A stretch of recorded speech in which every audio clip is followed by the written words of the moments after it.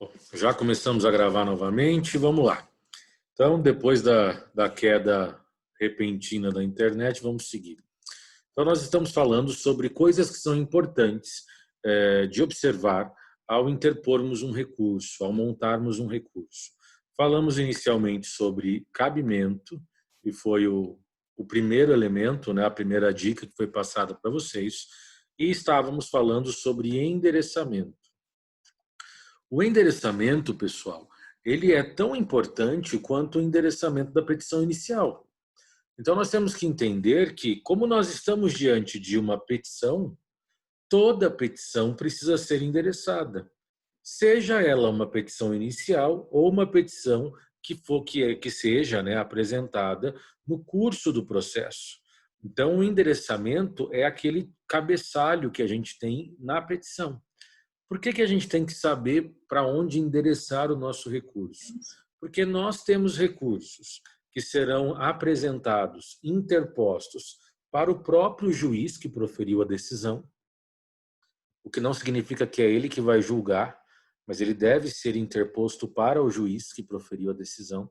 Em alguns casos, é ele que vai julgar. E nós temos recursos que são interpostos diretamente no tribunal. Então, eu vou te dar um exemplo. Se a sentença ela foi omissa, a esse recurso, a essa sentença cabe recurso de embargo de declaração.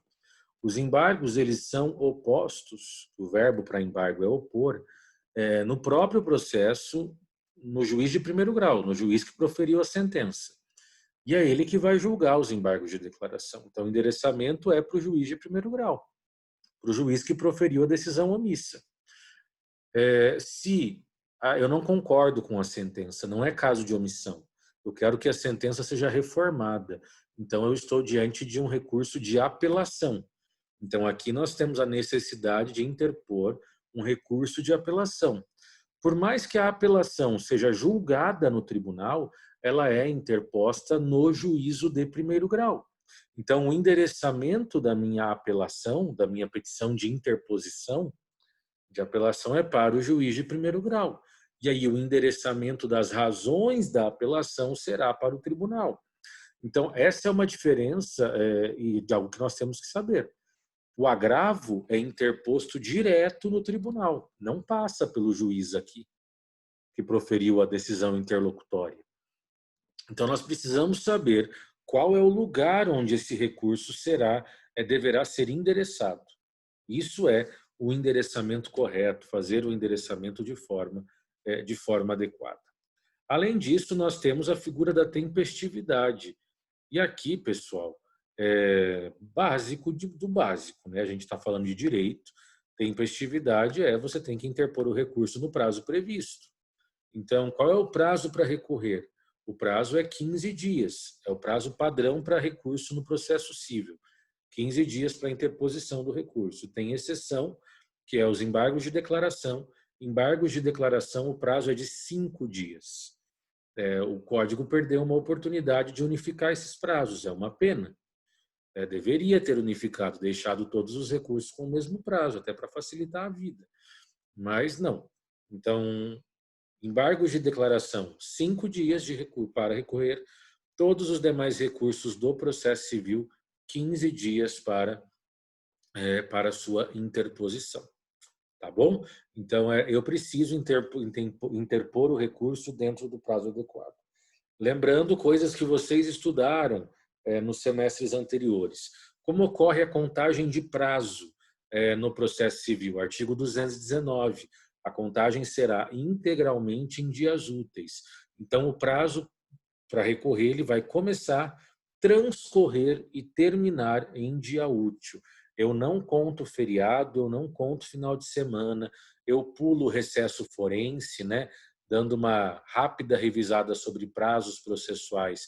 Dos dias 20 de dezembro a 20 de janeiro, nós temos o recesso forense. Nesse período não correm prazos processuais e não se praticam atos processuais, a não ser situações de urgência.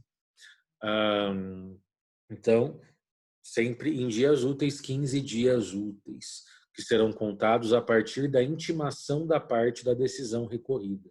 Então, o juiz proferiu a decisão, a parte foi intimada, sendo registrado no processo comprovante da intimação, eu vou começar a contar o prazo. Não podemos nos esquecer, meus caros, que no processo civil eu excluo o dia do início e incluo o dia do fim. O que eu quero dizer com isso? Tenho 15 dias para recorrer. A intimação foi registrada no Projude, né, no sistema virtual, no dia 10 de setembro ela foi registrada. Dia 10 eu conto? Não. Começo a contar no dia 11. Se o dia 11 for dia útil, porque se o dia 11 for um sábado, vai começar a contar só na segunda.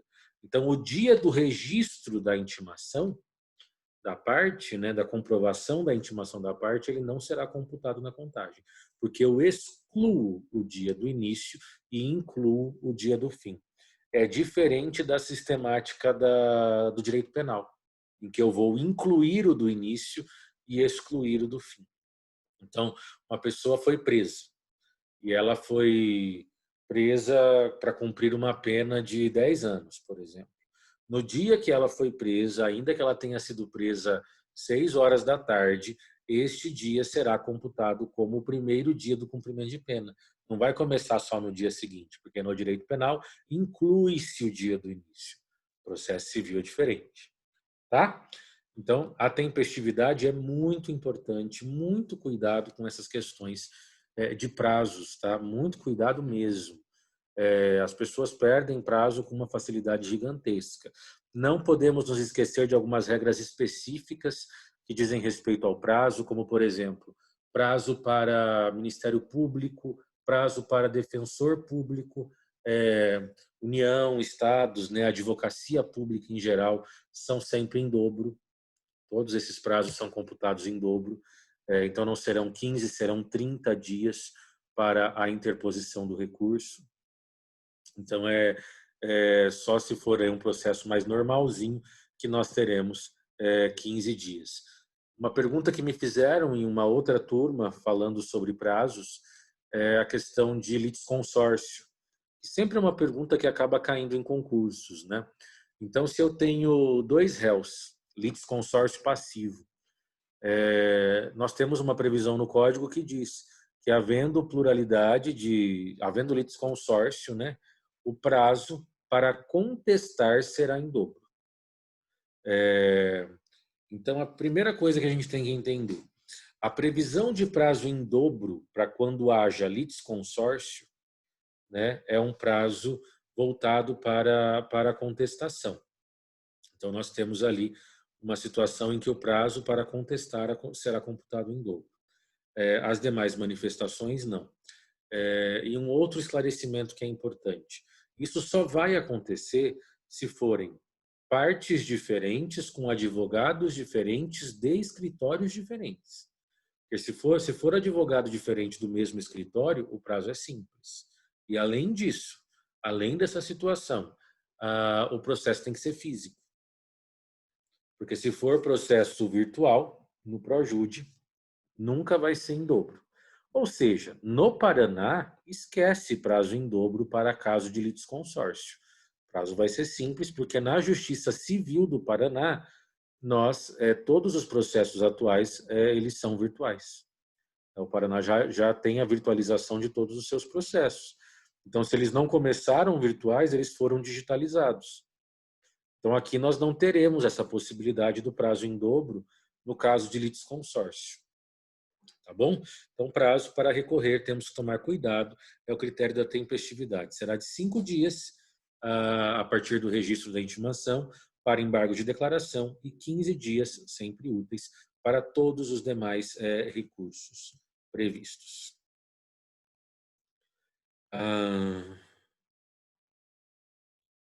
Bom, aqui eu preciso destacar esse parágrafo. Eu já quero falar para você a primeira vez sobre isso agora.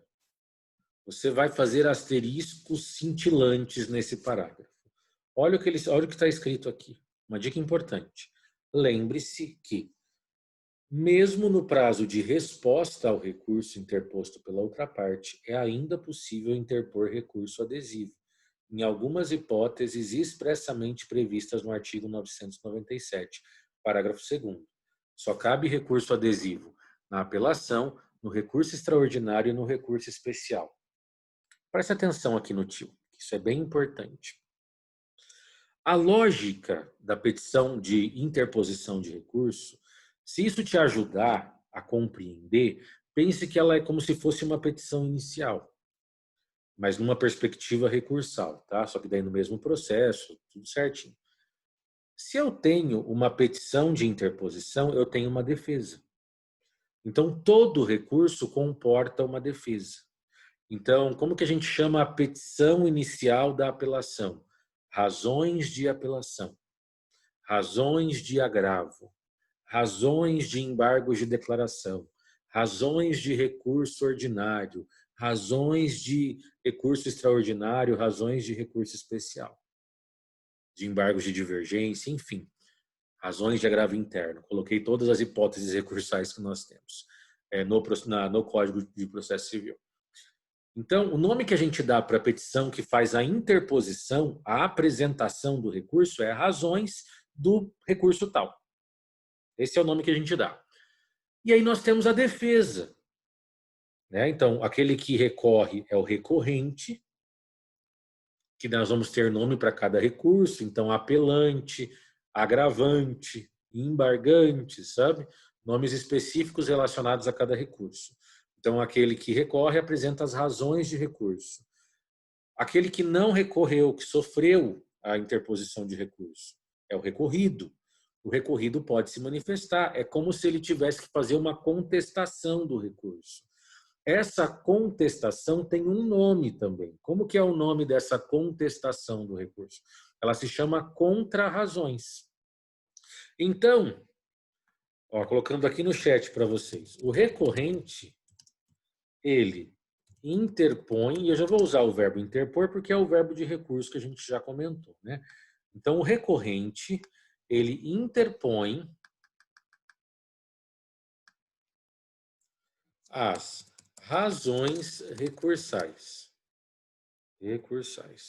E aí pode ser razões de apelação, pode ser razões de agravo e sucessivamente. Tá no chat aí. Vai anotando, tá? E o recorrido? O recorrido, ele apresenta, e aqui é a apresentação mesmo, que a interposição é para quem recorre, não para o recorrido. O recorrido, ele apresenta contrarrazões de recurso. Então, recorrente, razões de recurso, recorrido, contrarrazões. As contrarrazões recursais, elas fazem vez de contestação, porque elas servem para responder o recurso. O que acontece? Preste muita atenção. Nos casos em que houver sucumbência recíproca. O que é sucumbência recíproca? Alguém sabe? Alguém, por favor, aí, se souber, me diga o que é sucumbência recíproca. Professor, cada um tem que pagar seu advogado? Aí, ok, Rony. A ideia não está distante disso. Essa questão de cada um ter que pagar o seu advogado, aí é honorários de sucumbência recíprocos. Tá? Honorários de sucumbência, quando os dois é o honorário pago pela parte que perdeu, para o advogado da parte vencedora. Então, o raciocínio está correto. Mas quando a gente pensa em recurso, sucumbência recíproca é quando o processo ele não é julgado totalmente favorável a ninguém. Quando que a gente tem sucumbência recíproca? Quando o juiz julga parcialmente procedente. Por que o juiz julga parcialmente procedente ou procedente em parte? Porque ele não deu tudo que o autor pediu. Se ele não deu tudo que o autor pediu, é porque alguma alegação do réu fez sentido. Isso é sucumbência recíproca recursal. É quando o autor não ganha tudo e o réu não perde tudo. As duas partes ganham e perdem ao mesmo tempo. Entenderam isso? Me responda se vocês entenderam isso.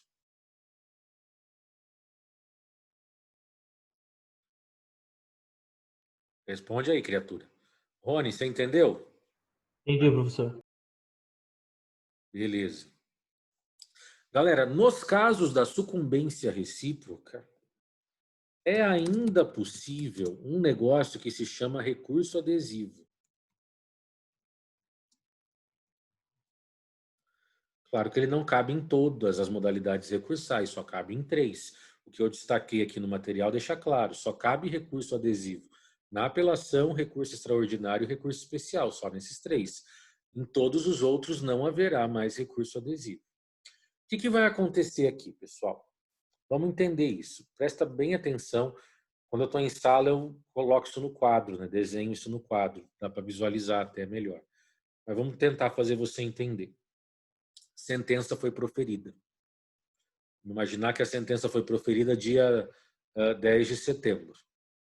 As partes foram intimadas da sentença. Porque as partes precisam ser intimadas quando uma sentença é proferida, para que elas fiquem sabendo o que foi decidido. Ok? Aí autor e réu foram intimados e foi um caso de procedência em parte. O autor estava pedindo 10 mil reais, o juiz condenou o réu a pagar 5. Então o autor deixou de ganhar 5 daquilo que ele estava pedindo e o réu deixou de pagar 5. Então os dois ganharam e perderam nessa situação. Tá? Então isso é sucumbência recíproca recursal. Quando eu tenho uma situação dessa, em que a decisão do juiz não satisfez totalmente nenhum dos lados, os dois podem recorrer. Tá? Tanto o autor pode recorrer para subir de 5 para 10, como o réu pode recorrer para baixar de 5 para 0. Tá? Então, se eu tenho parcial procedência, as duas partes podem recorrer.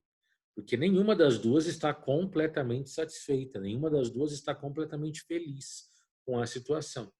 Então, essa é a circunstância ou a hipótese daquilo que nós vamos chamar de sucumbência recíproca. As partes foram intimadas. Registrou-se a intimação no processo. Elas terão 15 dias para recorrer. Cada uma com seu prazo. E nesse primeiro prazo de 15 dias, o autor da ação pode interpor o seu recurso contra a sentença e o réu da ação pode interpor o seu recurso. E a gente pode ter duas petições de razão de apelação.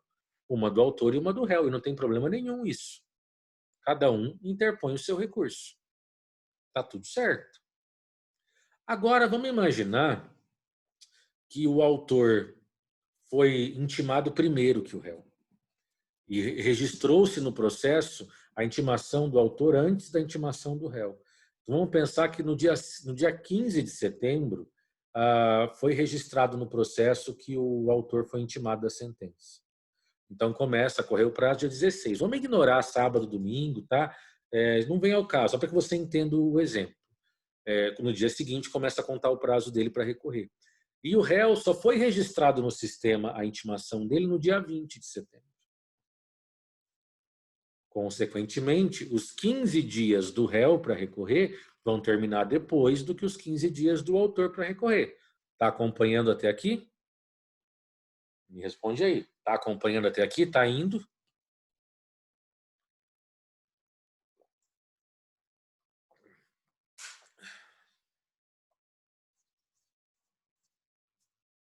Responde, infeliz. Mas que coisa.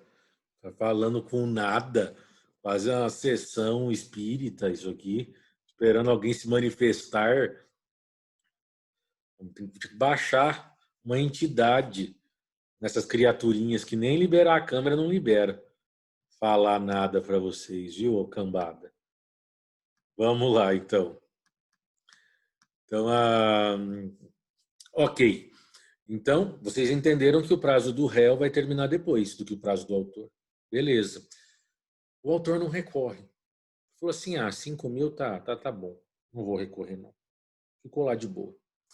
O réu, percebendo que o autor não recorreu, ele recorre. Porque ele tem um prazinho ainda, né? Ele vai e recorre para tentar baixar. Lembra do reformácio impégios? Pior do que 5 não vai ficar. O réu vai lá e recorre. Aí o autor percebe, putz, o réu recorreu. Agora lascou. Eu não recorri, O réu recorreu e agora? Ainda existe uma última chance. Se o réu recorreu e o autor não, ou vice-versa, depende disso, tá? O autor vai ser intimado para apresentar as suas contrarrazões ao recurso do réu, para contestar o recurso do réu. No prazo para a sua defesa, no prazo para apresentar as contrarrazões, que também são 15 dias, o autor poderá interpor recurso adesivo. Essa é a lógica do recurso adesivo.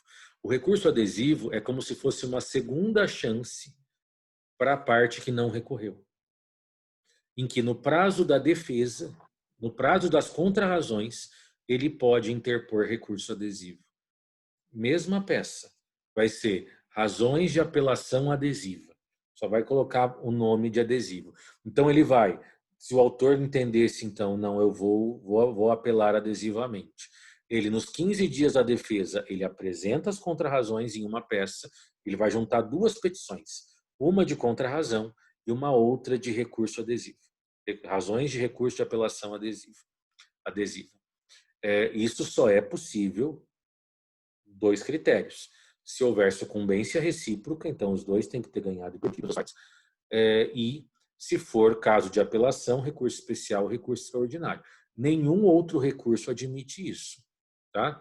Então, nossa, professor, quer dizer que ela vai ter dois momentos em que ele vai poder recorrer? De certo modo, sim. Se ele tiver recorrido inicialmente, é óbvio que ele não vai fazer isso, nem pode. Agora, se ele não recorreu, acreditando que a outra parte também não recorreria, e ele percebe que a outra parte recorreu, ele vai poder interpor o recurso adesivo no seu prazo de defesa, podendo questionar qualquer coisa. Mas qual é o ponto aqui? Até aqui, ok. Eu sei que eu estou perguntando bastante isso, é porque, pela experiência de já dar essa disciplina algumas vezes, muita gente enrosca nisso, do recurso adesivo. Então, Amanda, Guilherme, Maria Eduarda, Lucas, Rony, tudo bem até aqui? Maria Luísa? Tudo certo, O Moacir não professor. voltou? Quem está falando, pode falar. Era o Lucas? Tudo certo. Tá, beleza, ótimo. E Voltei sim, aí, tá aí, beleza. Tá entendendo, Moacir? tô. Com o Isso. livro na mão aqui, mas tô. Oi? Tô com o livro na mão aqui, tô. Mas é isso aí. Vamos lá. E aí, pessoal, o que a gente tem que perceber? Qual vai ser a diferença, então, do recurso adesivo para o recurso original, né? Ou eles são a mesma coisa? Não, eles não são a mesma coisa. Por quê? E aqui eu vou anotar para você. O recurso adesivo... Opa, não estava anotado. O recurso adesivo é dependente do recurso principal. Ele é acessório. Quando a parte interpõe recurso adesivo, esse recurso ele só será julgado, analisado, se o recurso principal, que é aquele que ele aderiu, que ele se aproveitou para grudar e ir na onda, sabe? Só se esse recurso principal for julgado. Se esse recurso principal chegar no tribunal e o desembargador falar: não estão preenchidos os requisitos, não pagou as custas, julgo deserto. Lembra, deserção é não pagar custas. O recurso adesivo morre junto. O recurso adesivo só é julgado se o recurso principal, o que foi interposto no momento adequado, se ele for analisado. Ainda que improcedente, mas ele tem que ser analisado. Ainda que negado o provimento, que é um termo que a gente usa para improcedente. Então, o recurso adesivo, ele adere ao recurso principal. E ele vai na dependência dele. Então, qual é a sacada que a gente pode fazer? Qual é a sacada que eu faço numa situação dessa? Presta atenção. Mesmo exemplo que a gente estava usando. O autor optou por não recorrer. Passou o prazo, o réu recorreu, aproveitando-se do silêncio do autor. O autor, percebendo isso, contrarrazoa, se defende e interpõe recurso adesivo, apelação adesiva. Aí o réu fala, putz, o autor apelou adesivamente. Pela apelação do autor, ainda que adesiva, a minha condenação pode subir. E aí eu acho que não vale a pena correr o risco. Prefiro ficar com 5 do que correr o risco de subir isso aqui. Então não é mais viável o meu recurso. O que o réu pode fazer? Desistir do recurso. Se o réu desistir do recurso, morre o recurso dele e o adesivo morre junto. Porque o adesivo sempre vai seguir a lógica do principal. Então, essa vai ser a diferença entre a interposição adesiva para a interposição no momento adequado, para a interposição no momento correto. Beleza? Depois a gente vai falar de novo, quando formos falar de apelação, sobre apelação adesiva. Mas já era importante apresentar. Oi, Guilherme.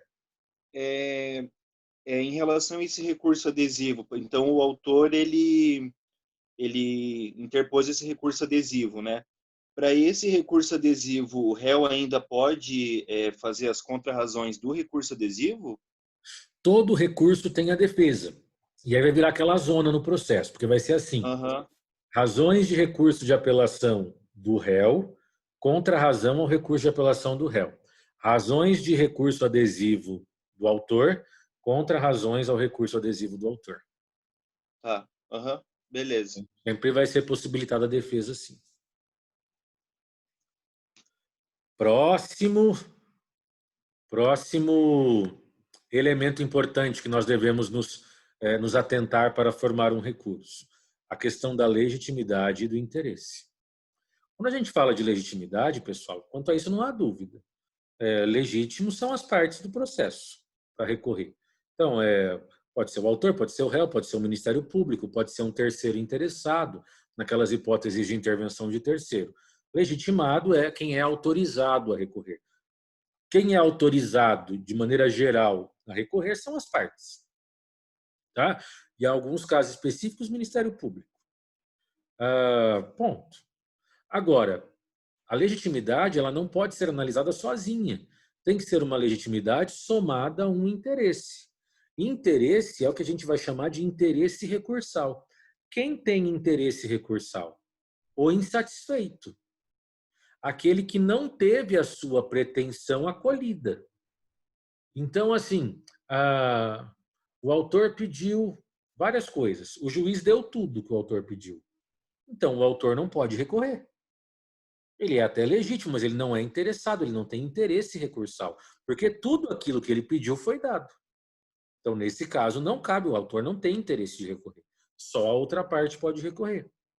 Então, o interesse é essa análise de quem é interessado no recurso.